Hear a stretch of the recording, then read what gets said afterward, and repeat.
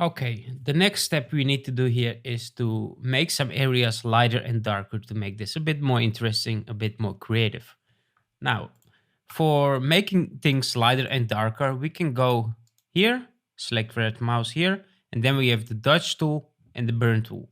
The dodge tool is to make areas lighter, and the burn tool is to make areas darker because we are simply burning some areas. So let's start with making some areas darker. To make areas darker, we're going to use the burn tool. So select the burn tool here. And because when you select this tool, you can't use it on an empty layer. So if I'm going to make a new layer and I'm going to brush, you won't see it because it needs to be on something. But we don't want to do it on the original layer because if we do it on the original layer, we cannot go back and we don't have a separate layer for it. Because maybe you want to change later on, maybe you decided to not use the edit you made with the burn tool. You cannot go back if you are going to do it directly on the layer of the tiger here. So we need to do it on a separate layer, but the layer cannot be empty. So there is a little trick for this to do. We first need to create a new layer. Create a new layer.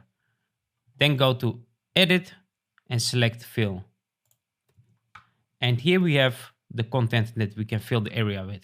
So if we are selecting 50% gray, it's going to create a 50% gray layer. And this layer you can only see when it's on normal or the other modes. But if we change this mode to overlay, you won't see it anymore. You can only see what you're doing inside this layer. So for instance, if I would use the burn tool now, let me show you quickly. You can see it's affecting this image. I'm going to press Ctrl Z to go back because this was just a quick way to show it. So everything I do inside this layer is visible with the burn tool. And also the dodge tool, the same goes for that one. So now we have a separate layer what we can work with.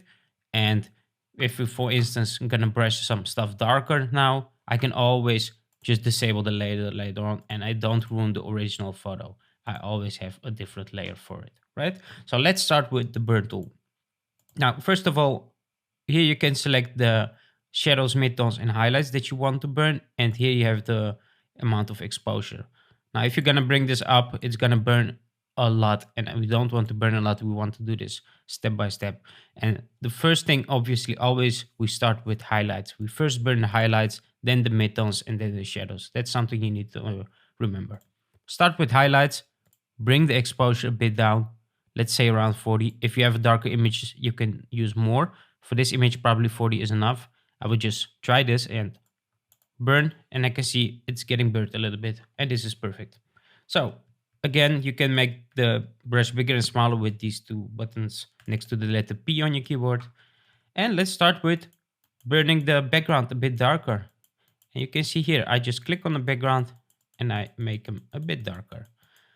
So if you're doing this with the burn tool like this in step by step, it's gonna look a lot more natural than using only the curves that we did there, right? So let's burn the background a bit. Just click everywhere in the background. It doesn't even matter if you go on the tiger because we have an amount of 40 exposure. So you have to click a couple of times before you actually see it very well. So this is probably already enough. Now, I also want to burn a bit on the right side of this tiger. So I'm gonna do a bit here. Not much, just a bit on these darker spots to make them even darker. Maybe a bit here, here, here. Just a little bit. And if you disable and enable this, you can see the before and after we made it a bit darker. And this already looks better. Now, the next thing is to change the range from highlights to midtones. And with midtones, we will brush even more, but we have to drop the exposure or else we are burning too much. So let's maybe drop it to 15, 20, something in this range. The best way is to drop it and then brush a bit to see how it changes. And if it changes just a little bit, it's perfect. So I'm going to press Ctrl Z, and what I'm going to do is I'm going to brush the background again. And now you can see it gets even darker. So if you want to create a really dark background, this is one cool trick to use with the burn tool, and it will look more natural than only using the curves. And yet again, I want to use this side of the tiger also a bit darker.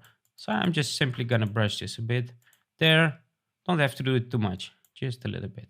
Maybe also here under his chin, a bit here, and that's it. And if I compare this, we even made it darker, maybe his ear here. All right, the last one, of course, is shadows. So we're gonna switch to shadows now, and we again gonna drop the exposure. And now we can drop it really low. Maybe 5 exposure is enough. Let's try it out. You can barely see it. I'm gonna increase this a bit, maybe at 10. And yet again, I'm gonna drop the lighting from the background with this. Maybe 10 is a bit too much. I'm gonna drop it to, let's say, 8. And that is pretty much it for this. And now we use the burn tool. And if I enable on the shadows, you can see this, it looks really natural for making it dark. And if I would do this only with this one, it doesn't look natural. And this made it a lot better, like a dark tone, maybe a bit darker there.